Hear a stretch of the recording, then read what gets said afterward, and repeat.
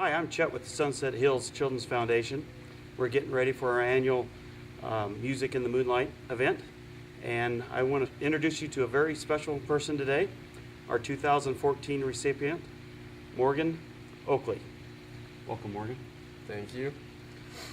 Morgan is one of the recipients of the $20,000 scholarship, and he's had a tough life, tough situation losing his father.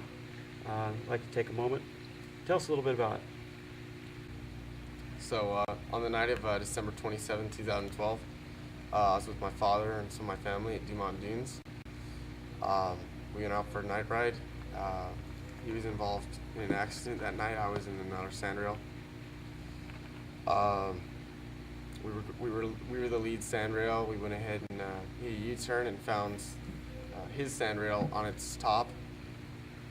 He was laying under it, dead on impact. My cousin was in there as well, and then her friend was in there as well. Her friend had been ejected from the vehicle and was laying up the hill, wounded. We kind of, me and my cousin, evaluated the situation and figured what we should do. I was a bit in panic mode for the first maybe 5 minutes. We were standing at the bottom of the hill with my little cousins, who were also in the sandrail with my cousin. When we looked up and there was another sandrail coming over the hill, it proceeded to run Cassie over, who was laying up the hill. So we sat there and watched that happen. They kept going around. So me and my cousin Luke automatically ran up to Cassie to get her to see what had happened, or we figured at that point she was dead as well. She still happened to be alive, barely, but she was. My cousin and the individuals in the other sandrail went ahead and went down to my father to kind of see what should happen there. I had already ran up to my father and I knew he was dead, and I said some words. I really can't even remember the last words I said to him, but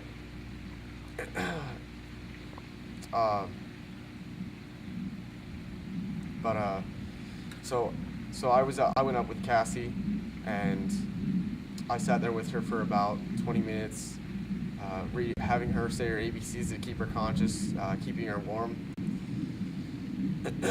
After that, my cousin went ahead and took over, and I went back down to my father. I ran back down to my father, and I told him I loved him, and I went back to my little cousins who were sitting with my cousin's wife, who was down there with him, and we all sat around trying to keep warm for about an hour and a half.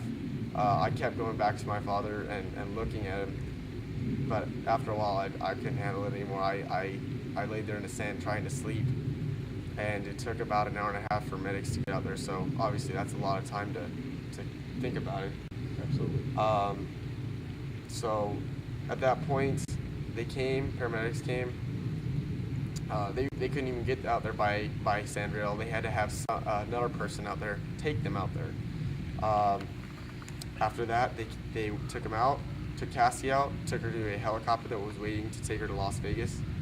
And I stayed there for another couple minutes while at that point, I was for sure my dad was dead, because, I still had that sense of hope that maybe there was something to be done by the paramedics. And I knew at that point there wasn't. And so we went ahead and hopped in our sandrail with my cousin, and he was to take me back to camp. And we left my dad there on the side of the dune with the members of the other party, and that was the last time I ever saw my dad. And right over the edge of the dune was my little brother,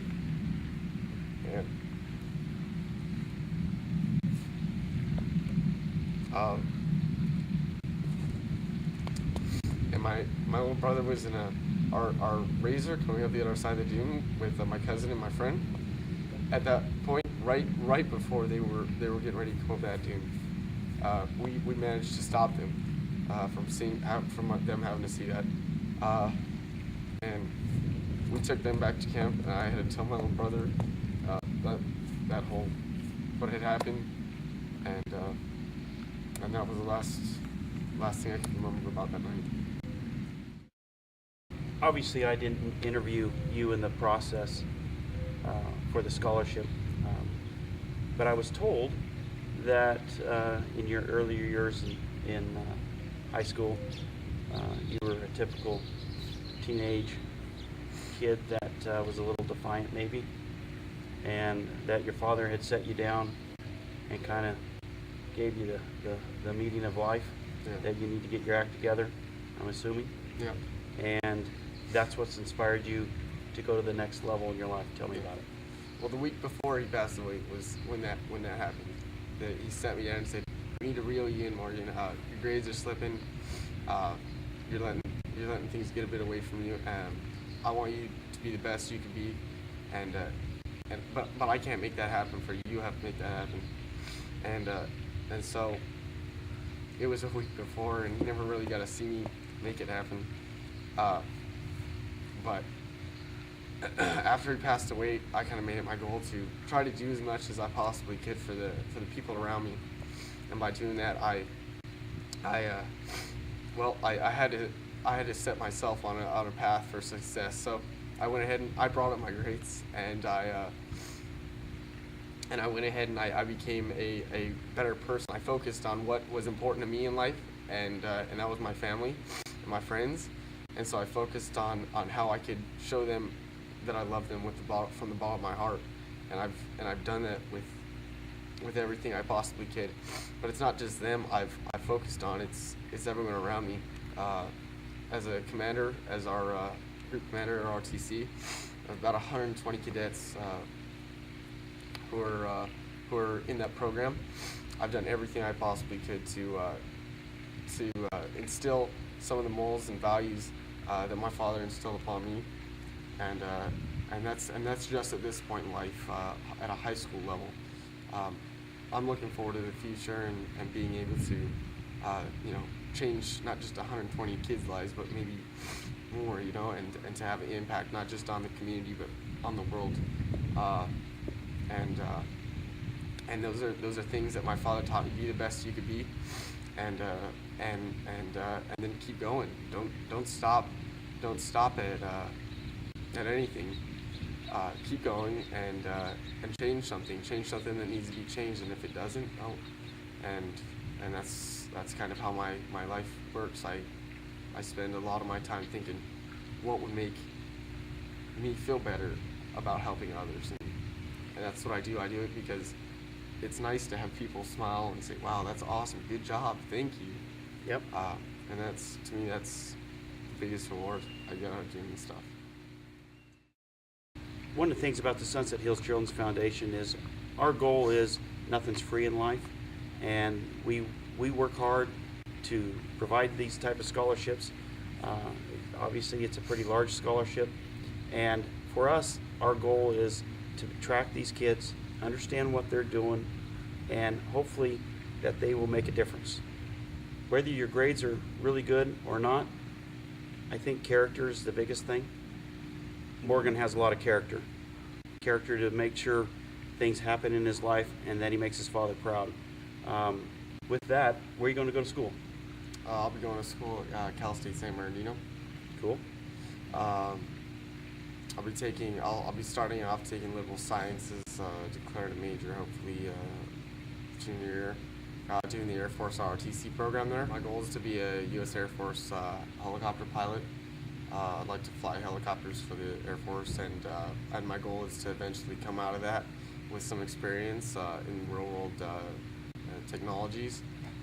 And those are some of the goals I've set for myself for the future. Tell me, you just got a big award recently, I heard? Yeah, I was awarded the Air Force ROTC's Silver Valor Award.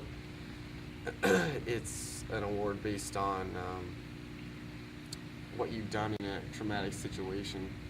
So in the situation of my father's death, my ability to kind of recognize the situation. There's nothing I could have done for my dad. So I had to leave my father, which was a very hard thing to do, and go up that hill and spend time with her. And it's a very rough thing to have to put one of your family members aside, a person that special to you, to take care of someone like this. But when you know it's a difference between life and death, in reality, I mean, that is a real situation.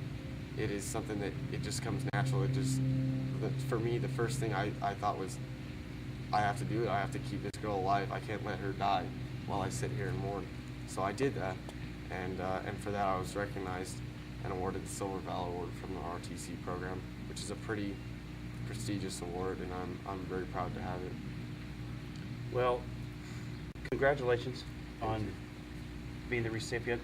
I understand it's a tough deal, but I think you're going to make your father proud. Thank you very much. Pleasure meeting you. Nice to meet you.